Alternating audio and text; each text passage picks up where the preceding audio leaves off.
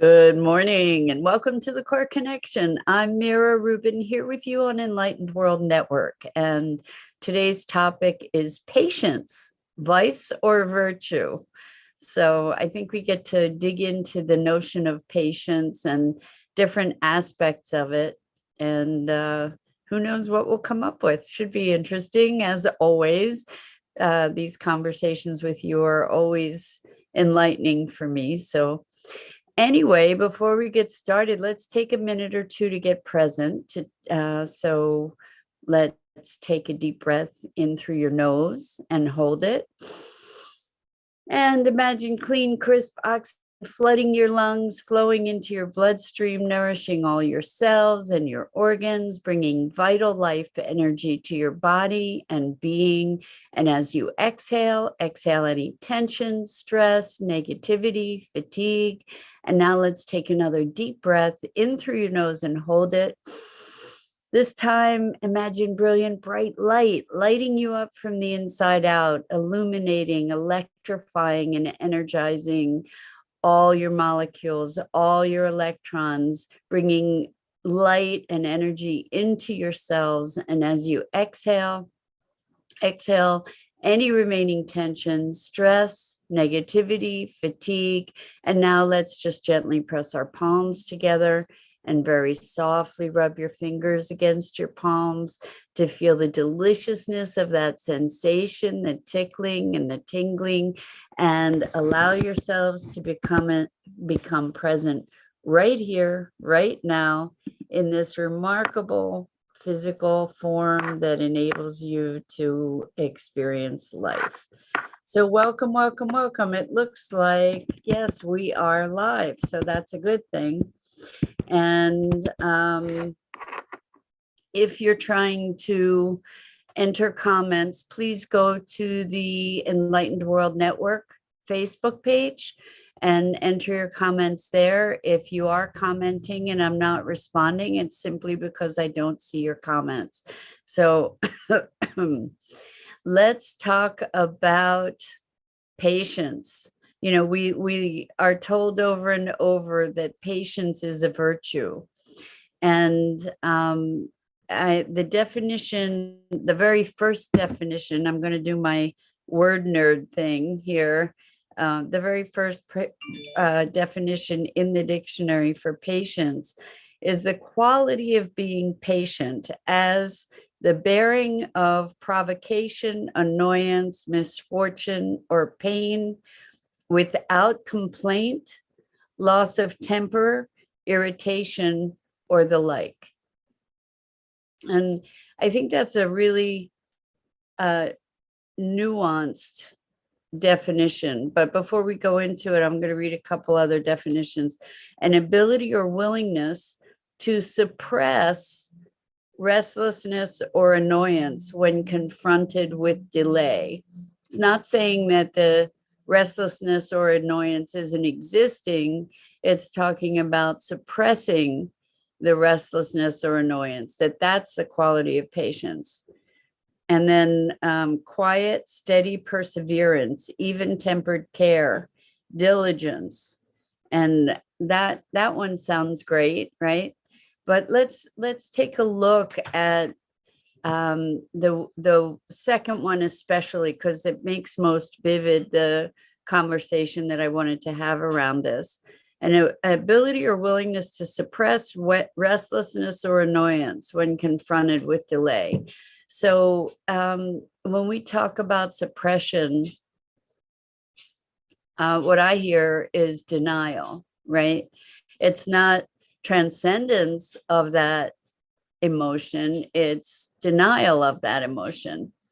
And so what came to mind with this idea of patience is the notion of suffering.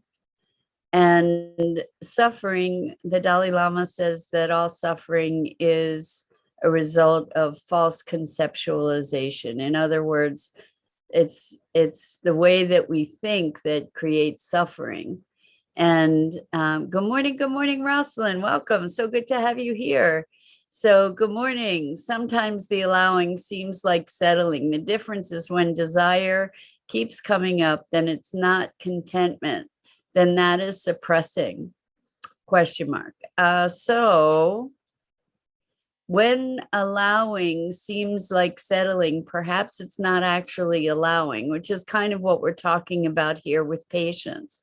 You know, when we are allowing, then the patience is authentic, it's deep, and we're allowing ourselves to roll with what's there without resistance. At least that's my imagining of it. But so often, as you're saying, the difference is when the desire keeps coming up, then it's not contentment. So if we have a desire coming up and that desire isn't being met, and we're kind of fighting against the allowing, that's the suppression, I think. So when we're fighting against the allowing, when we're resisting, that's not actually patience in my view.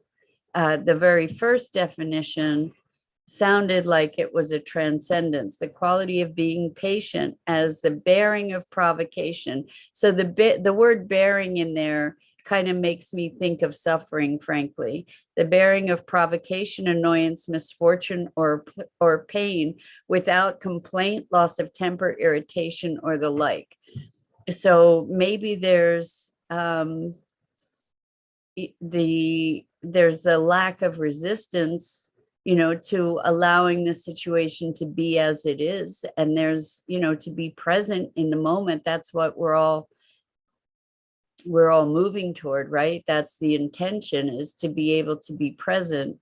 But usually when we talk about being patient, it's where we're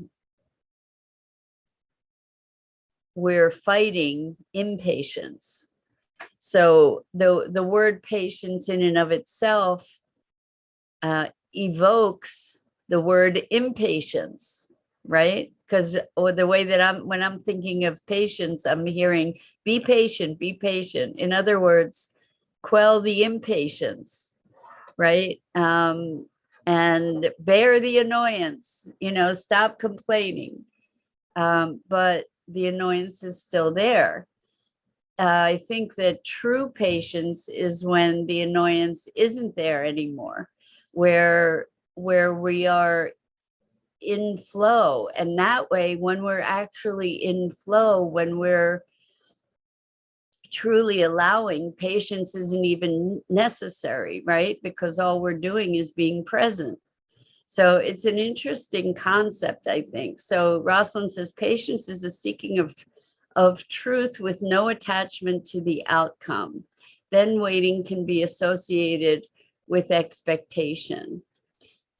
So I love this conversation because it is really nuanced. So if we're having a positive expectation, is that the same as waiting? I find myself contending with this whole matrix of notions because, there are certain circumstances that I am anticipating. And there are times when I get impatient, waiting for those circumstances to make themselves manifest. And I think that that's the case for many of us, where we're waiting. Waiting is not the same. I don't think that waiting is the same as having positive expectation. I think, at least in my context, what I notice is that when I'm waiting, it's kind of affirming the lack of the thing that I'm waiting for. So all this stuff gets very tricky, I think, where when we say bad it implies good. When we say good, it implies bad. When we're talking about things that have a polarity, the invoking of the one invokes the other. And so presence is very different from waiting, I think. Allowing is very different from waiting. So Will, welcome, Will. How great to have you joining us this morning. So Will says, I get caught up waiting for others. I keep wanting things to happen ASAP, but others may not want that timeline. I hear what you're saying, Will, and when we are dependent on others, it creates an additional wrinkle in an already complex dynamic, right? When our movement is dependent upon the movement of others. I think that there, again, this nuance of being able to move from waiting into a positive anticipation, and even more to be able to move into presence. All conversations come back to being in presence, right? So patience and impatience. What does impatience look like? Impatience is like trying to push the river, right? Trying to swim upstream against the current of existing circumstance, perhaps. You know, I think impatience, if we look at it at its root, there's a lack of trust, which brings us back to this notion of allowing. You know, there's a lack of trust that things are unfolding in their perfection, that everything in its own time, right? And that doesn't mean that we allow ourselves to fall into complacency or lack of action due to our being present. What we do instead is to connect with inspired action and to be present to what the opportunities are that arise in a given moment. So Rosalind says, does having faith in something allow the space for the patience? So maybe acting as if the circumstance is already here. How would I feel if it already happened? Well, Rosalind, you touched on the key to manifesting. The key to manifesting is experiencing the isness, the already being of whatever it is that we're desiring. So if we are wanting, and I'm using that word very deliberately, wanting something, it means we are lacking that thing, right? When we are in want, it means that we are affirming that we don't have that thing or that circumstance. Good morning, Lisa. Welcome. It's great to have you here with us. So we're talking about patience and on the flip side, impatience, and whether patience is a vice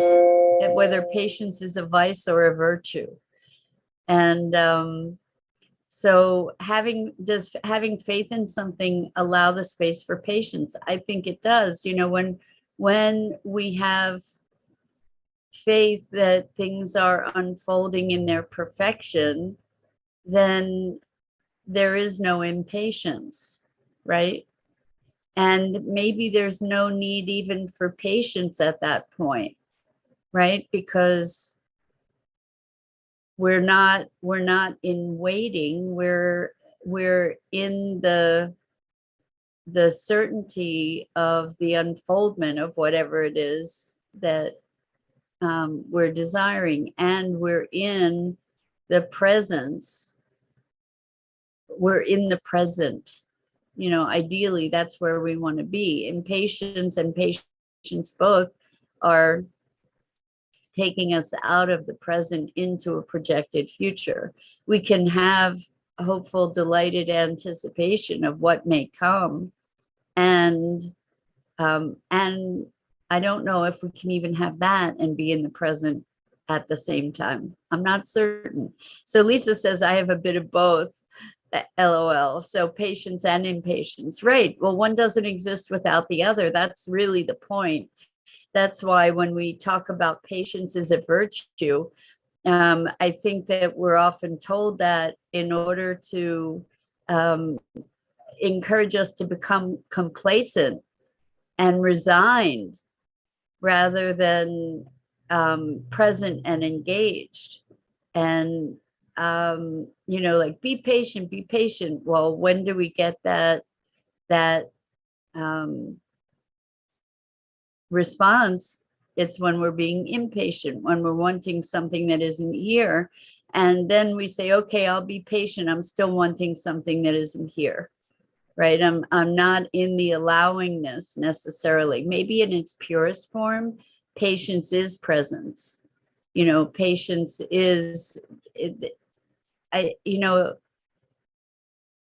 think that patience seeks to exist when we are able to reside in presence. The whole concept of patience is irrelevant because we're in a perpetual state of allowing when we are in the present. So patience is a projection into the future, right? It can't exist in being fully present, can it? Because patience is anticipation of something happening in the future, right? So by definition, we're not present. So Will says, what if you practice patience, but then the desired outcome doesn't happen? Exactly. So patience is the projection into the future of something that isn't here right now, which means by definition, we're not present right here, right now, right? And so if we practice patience, I'm being patient, and then the desired outcome doesn't happen, what does happen?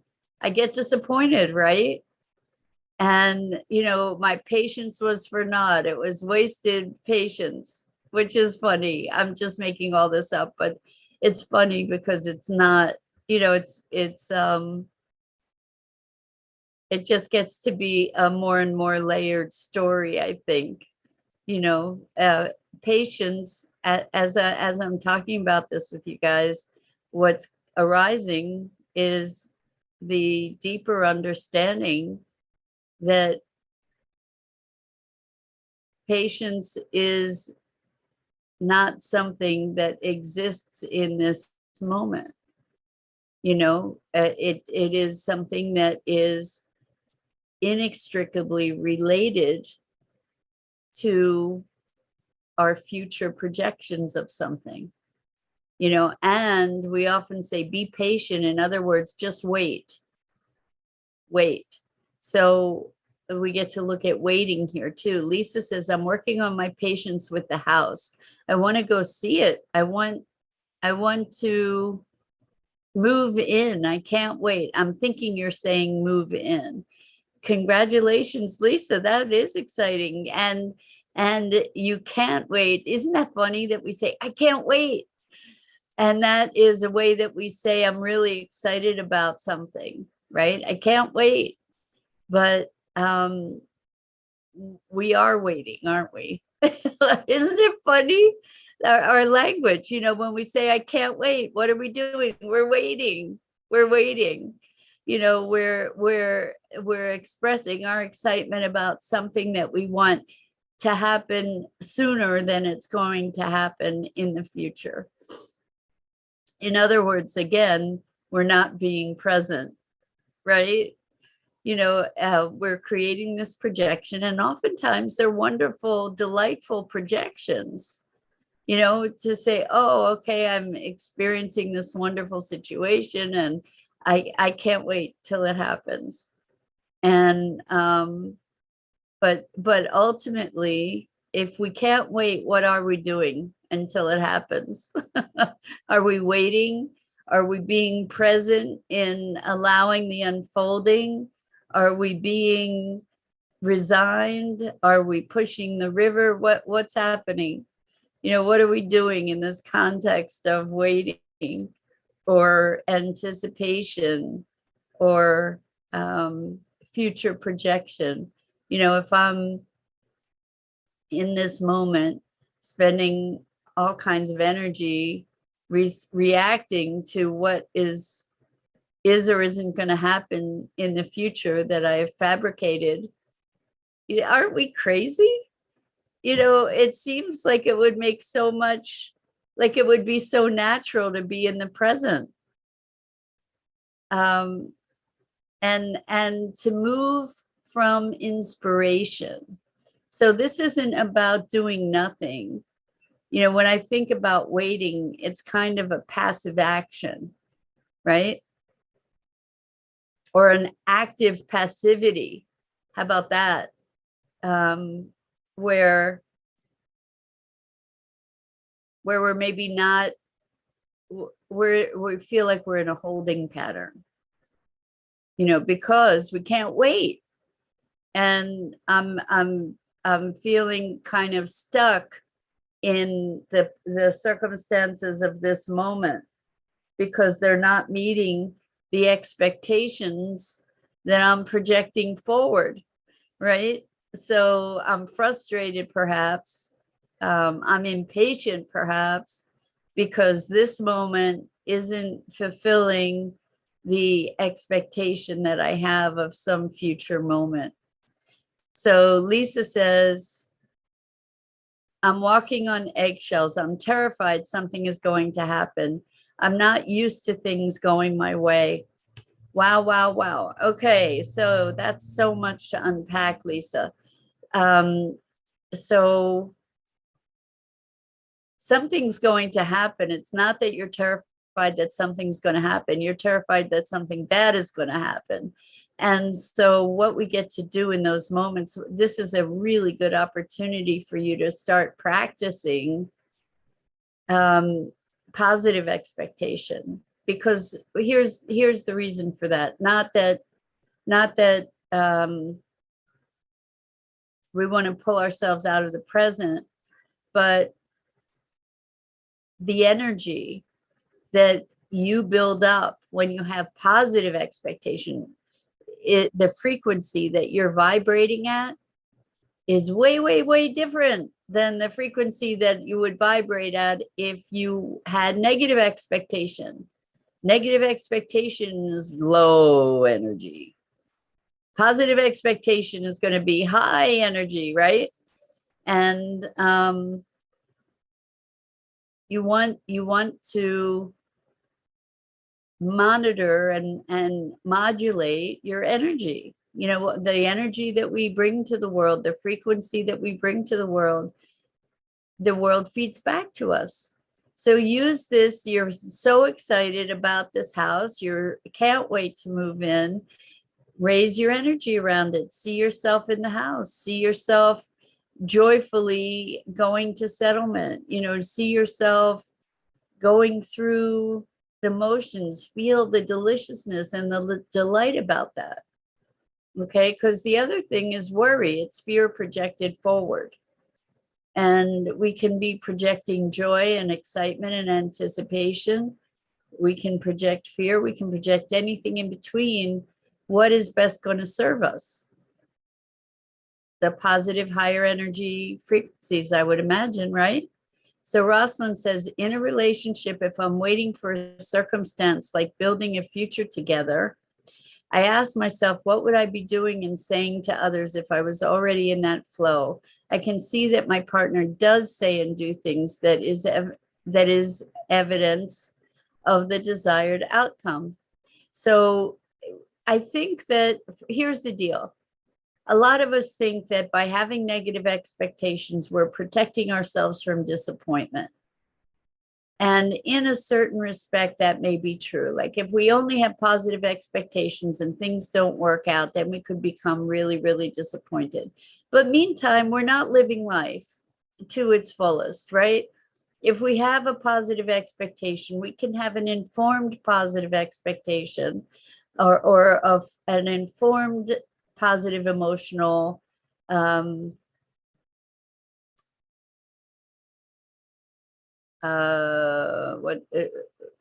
vibratory frequency. And then if things don't work out, they don't work out. But the truth is, okay, maybe we would have been less disappointed because we expected that disappointment to happen in the first place. But maybe the likelihood of the disappointment is greatly reduced by the positive expectation. Not certain about this, but I'm just putting it out there. Rosalind says the nuggets of evidence inspires and keeps the energy moving toward the desired outcome. So one of the things I hear you talking about there, Rosalind, in terms of relationship is feedback, is being alert to what's present.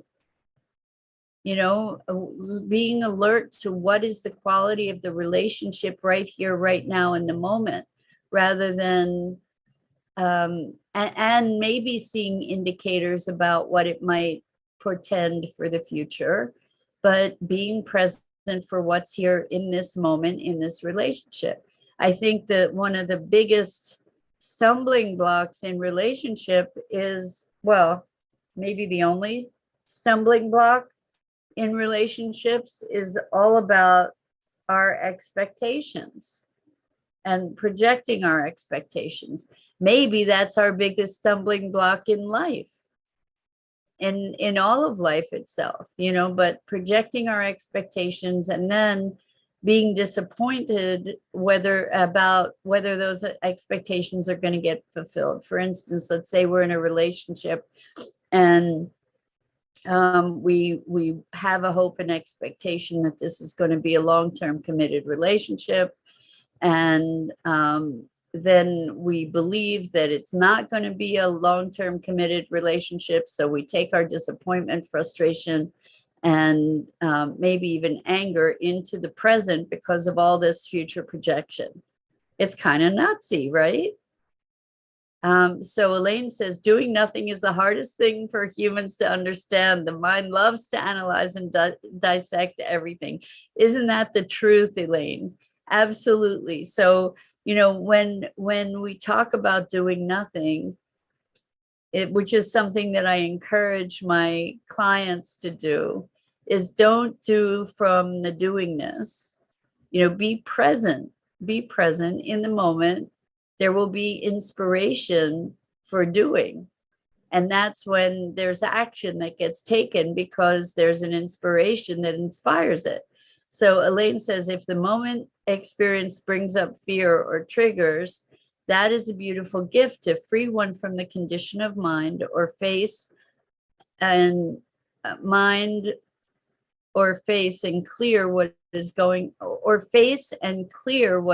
on inside. For sure. So fear, I'm sure you've heard this, fear is false evidence appearing real, you know, is these projections that we make, and we make them into reality, and then we act as if they're really there. You know, that's what we do.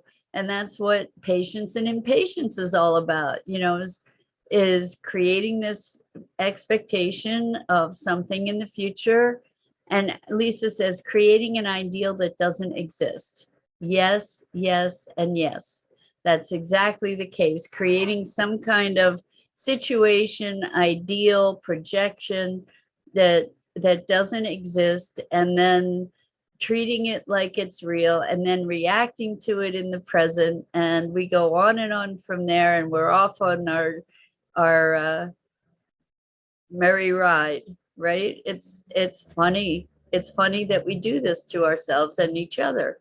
So Rosalind says in response to Elaine, I do analyze and get confused if I'm suppressing and being complacent. So when this is so much about tuning in, tuning into presence and to what's going on for us in a given moment. When we tune into that, that enables us to not be suppressing, to not be complacent, to be inspired to inspired action, to be in a dance with life, a responsive dance with life, rather than creating the whirlwinds that we do, that are filled with drama and filled with a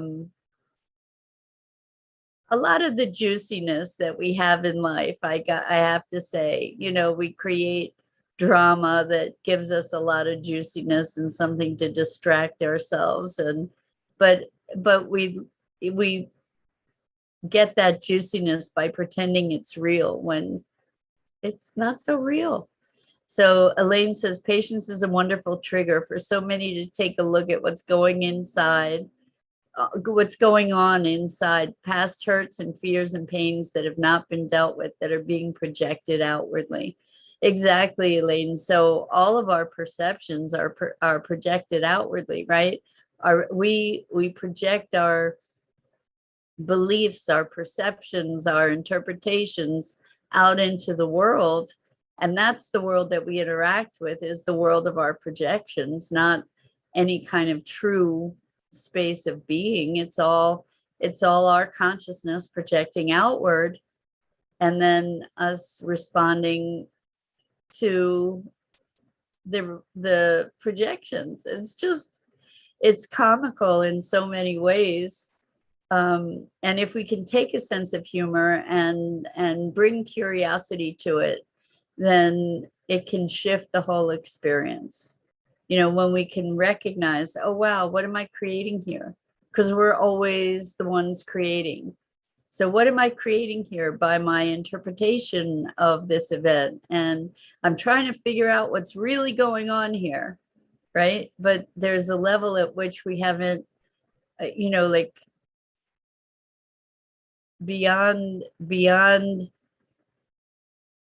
interpretation of the circumstances that would get us closer to what's really going on here. And I'm not saying that we even have pure access to that. Anyway, another stimulating morning, which I am so grateful for from you. So much, much, much appreciation. I'm Mira Rubin. This is the Core Connection. And I go live each weekday morning here on the Enlightened World Network Facebook page at 9 a.m. Eastern.